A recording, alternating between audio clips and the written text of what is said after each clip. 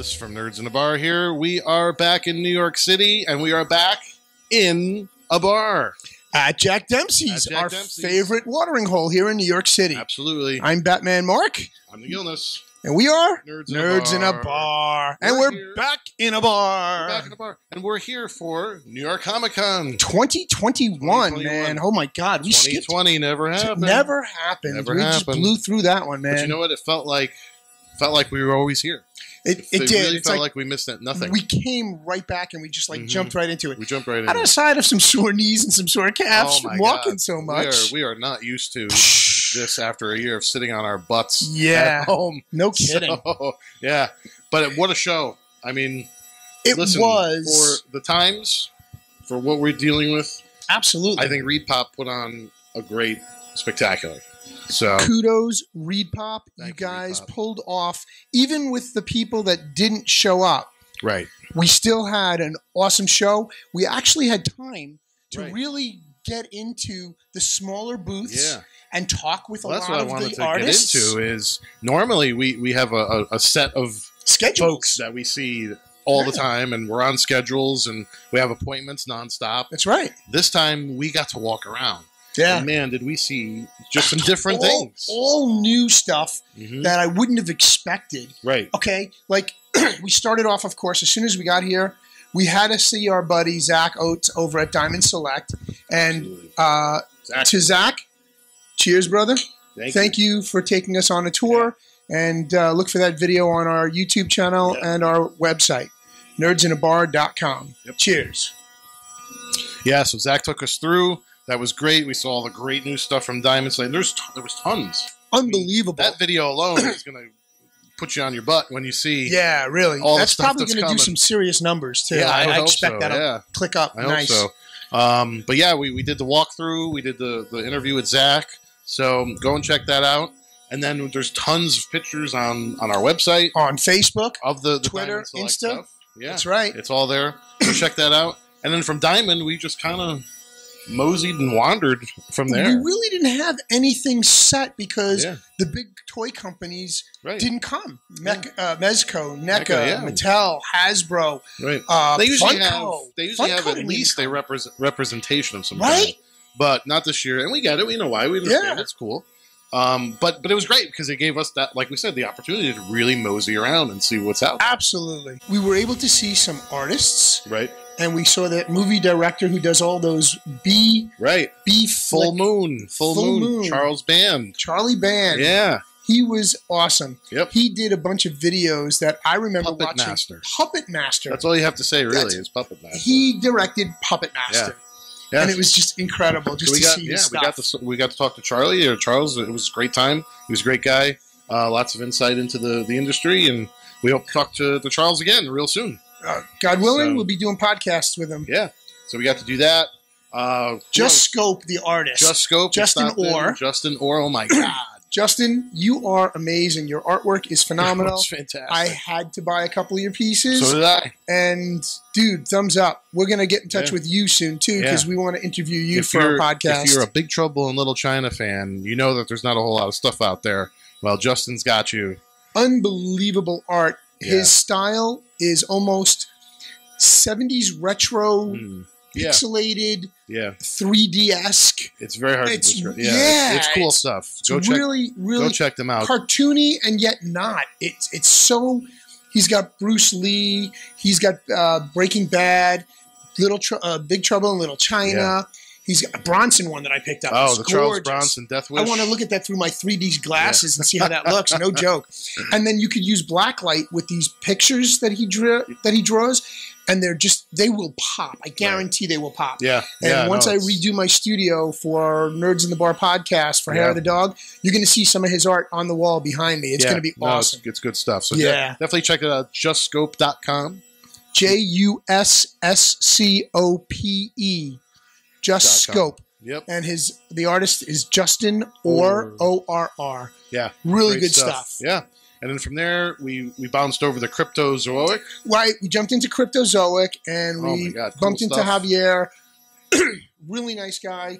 We're going to look forward to hopefully getting some product to be able to review for you guys. So that's in the works. Yeah. They've got the Dark Knight Returns, Frank Miller Dark Knight Returns game. This is a board game, folks. It's a Kickstarter. It's like a GoFundMe. So Amazing go find that. Game. You can there's 2 versions. Yeah. There's the GoFundMe Kickstarter version. And then there's the retail version. Oh, the retail. No, the Kickstarter is the deluxe. The deluxe, yeah. That's and the artwork on the box. Oh, it's They use Frank Miller art. Yeah, we're partial to that. We're big Frank Miller fans. As we already, fans, have his autograph on some of our stuff. We got to interview him very quickly when we went to go see him at FAO Schwartz 2 years ago. So God bless him. Now the game from Cryptozoic. It's awesome. Check out all the rest of Cryptozoic stuff. There's great stuff there. You got Cryptozoic does all the bombshells. They do the little bombshells. They do some tiki glasses and shot glasses and things. Cryptozoic is a very small company, not small time. They're a very small company, but they do a plethora of really nice artwork stuff.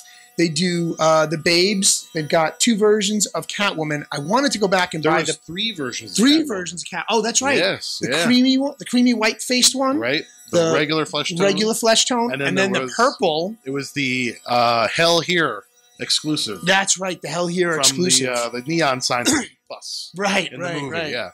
So hello there. It was really. I mean, Cryptozoic's got some awesome stuff all around. We also bumped into our new girlfriend, Mandy, over at Legion M. You guys, if you don't know what Legion M is, it comes about as a promotions house, if you will. They're a promotions company, and they promote a lot of Kevin Smith stuff, and Kevin Smith promotes their stuff. And you can buy some merchandise of Kevin Smith's there, and I was able to. Mandy, thank you, by the way, very much for replacing that pin. You're an angel. I bought myself an Iron Bob pin and lost the damn thing. Literally got it. 3 seconds, I don't know where the hell it disappeared to. Not surprised. And I think I dropped it. And she was able to replace it for me without even batting an eyelash. Mandy was great. And by no coincidence, Legion M also is the company behind the movie Mandy. The Nicolas Cage movie. And if you haven't seen it, see it. And if you don't like weird movies, go see it anyway. It's got Nicolas Cage in it, so it's automatically weird. Yeah. But it's really weird. It's wild ride. Yes. And we bumped into film animator Tom Cook, who is worldwide famous for a plethora of 70s and mid-80s, all the way into almost late 80s, and animation, and early 90s animation. You, as soon as I say it, you're going to know it, okay? Right. Let's just say this guy basically animated your childhood, if you're around our age. Right. If you're between 35 and 60, you watched his stuff. You watched it. You watched his stuff. From He-Man, Super Friends, Scooby-Doo,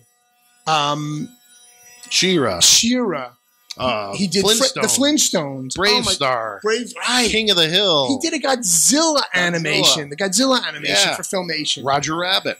Yeah. I mean, there's really no need to go on. I mean, we've named just a few. And that's just scratching the surface. Just a pinch. So this guy's iconic. And we got to hang out with him for a few minutes. Tom, you're a saint. You're an amazing individual. Let's give a cheers. Cheers to you, brother. To Tom.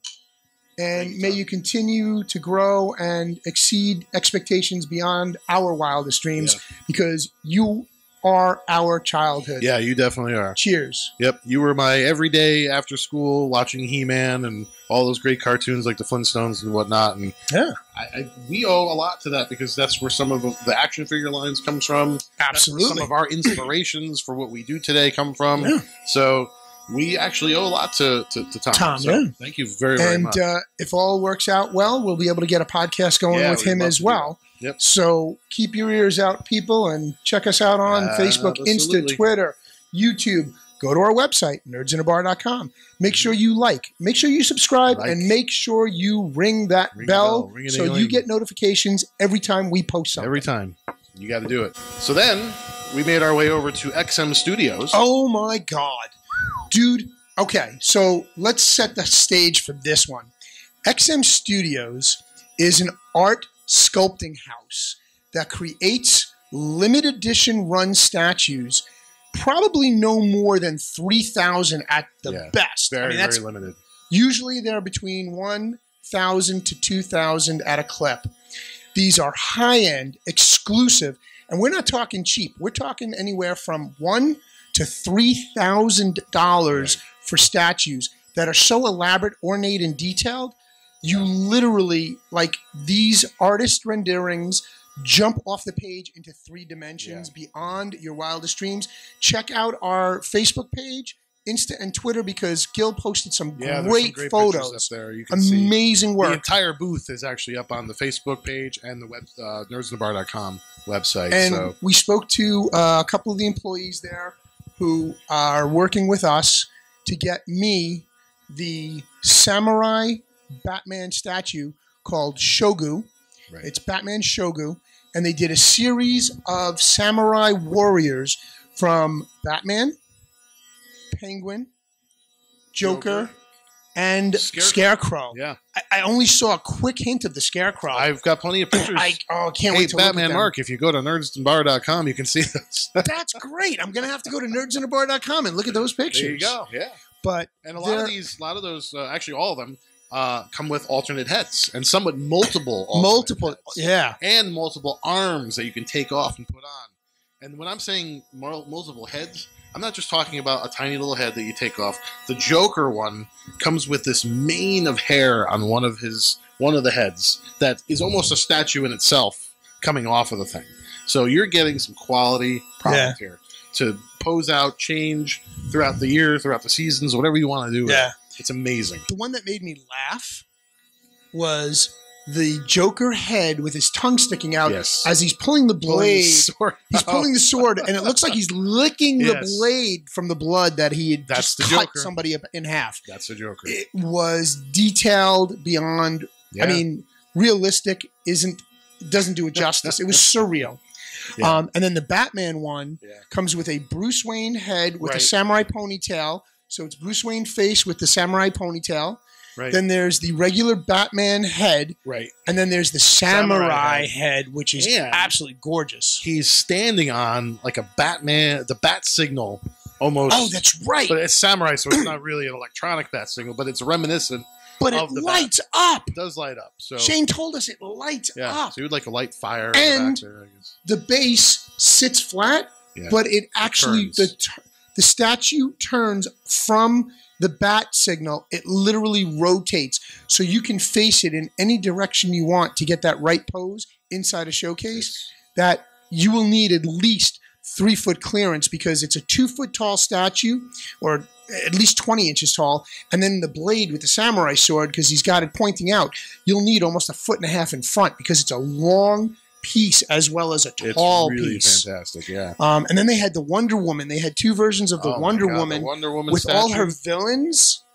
I mean, what, like 8 characters? And I'm guessing at the number. It was huge. Yeah, unbelievable. 2 versions, one colored, one with just Wonder Woman in color and everybody else in white ivory porcelain. Right. And they did something very reminiscent to that back about 2-3 years ago. They did a Batman piece.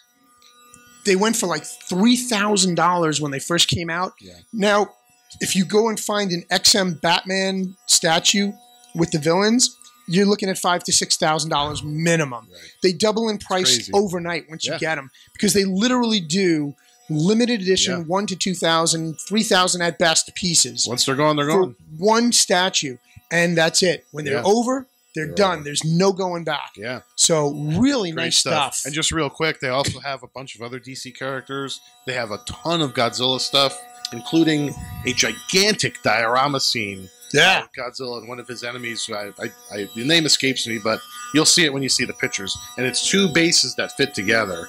And they're just enormous. Nerdsinthebar.com website. You got it.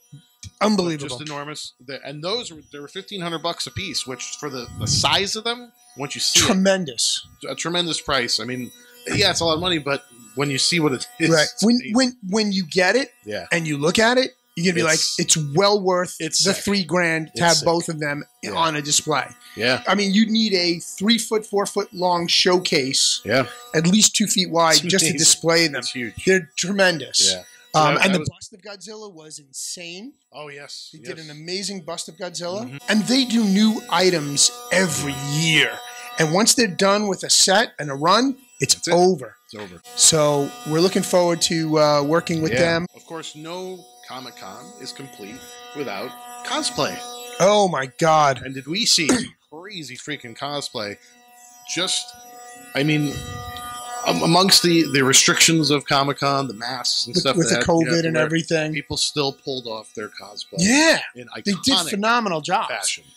They really did. Who did we see? Tons of Spider-Man, tons of Wandas and Visions and Lokis. And, so, what was the most unique one that you thought was really... The most unique cosplay that I saw? There was a couple of really, really wild ones.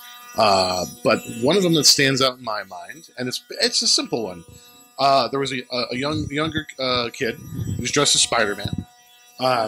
He was probably about the age that Peter Parker was in Amazing Fantasy 15 when he turned into Spider-Man.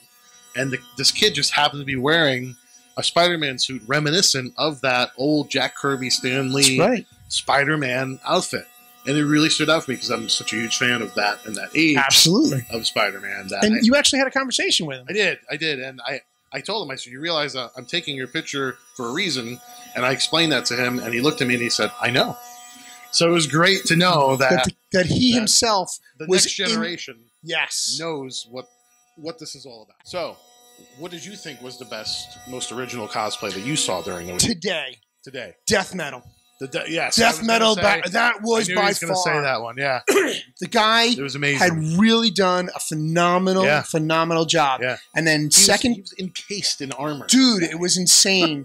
And I felt it because I got in there and got a picture with him, and I had him hold his blade up to my throat. Really, God bless you guys that get into this armor and these outfits and sweat your way through. Oh my God. And you guys stay in that costumes all day. And you stay in character, and it's great. Cosplayers, my hat I tip to you because you guys really put on I raise my a glass show. To you guys. Cheers. You guys are awesome. Cosplayers, we love you guys. It's one of my favorite parts of Comic-Con. I have to be honest, to see everybody walk around. Because the time, the money, the creative energies, the efforts that go into these costumes. The love of what they do that they put into it.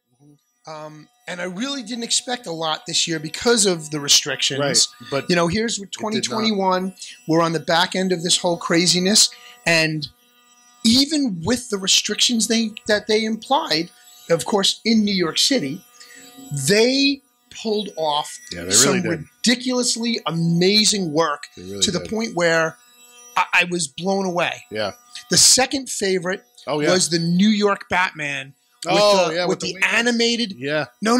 The New York Batman. He was gray and blue. Oh, okay. With the New York symbol. Yeah. And he's holding an electronic robotic head of the Joker. Did you get video on that? I didn't get video on that. Sorry. It was the head inside the lantern actually moved. And third would also be Batman. Was the one we saw before we left the show tonight. That's the one with the He was amazing. Yeah, he was cool. Bruce Wayne, Mexico. Oh, right. Yeah. Bruce Wayne, Mexico.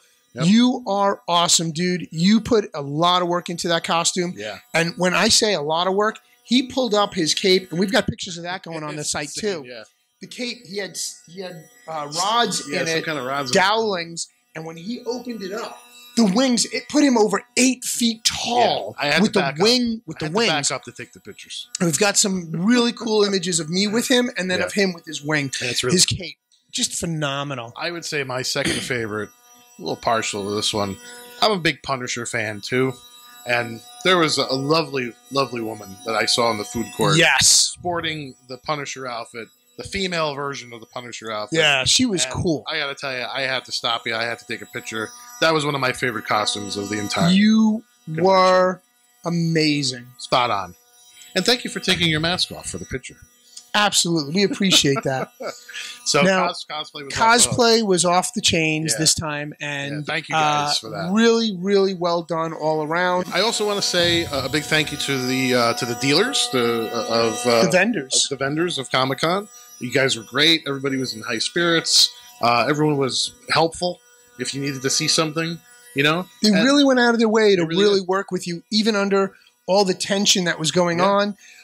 Thank you to our constabulary, our police, our sheriff's department, our state police. Beautiful job done. You guys kept the peace through and through. God bless you, and may God keep you safe, because you guys did an awesome job. Yeah. I don't think I saw anything that went down negatively. Right. Everybody was respectful. Everybody was polite. Yeah. Everybody did what they were supposed to. I think everybody was just happy to be back into a con, into a Comic-Con, into the game that we all love. Absolutely. And just having a great time. And we really did have We had a great time. Yep. My knees are paying for it. My thighs are paying for it. And my calves are burning like hell. But I'll tell you, it was worth it. It was worth it. It was really just an incredible show. It was a great convention. Thank you again, Reed Pop. Thank you for everybody involved. The fans, everyone that had a hand in this. Well done. Thank you. And we look forward to next year. From Nerds in a Bar, we give it 2 thumbs up. 2 thumbs up and a toast. And a cheers. And a cheers. Great job, everybody. All right. So, that wraps up New York Comic Con 2021, right here from Jack Demsey's in New York City. For Nerds in a Bar, I'm Batman Mark. And I am the Gilness. And we are Nerds in a Bar. Have a good night, everybody. Good night, everybody.